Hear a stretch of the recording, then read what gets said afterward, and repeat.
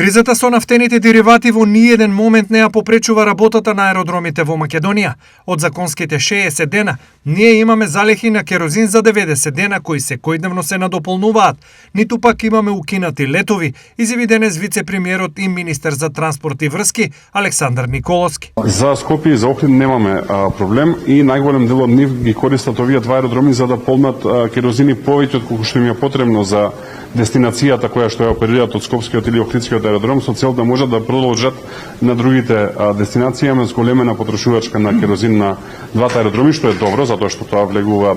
и во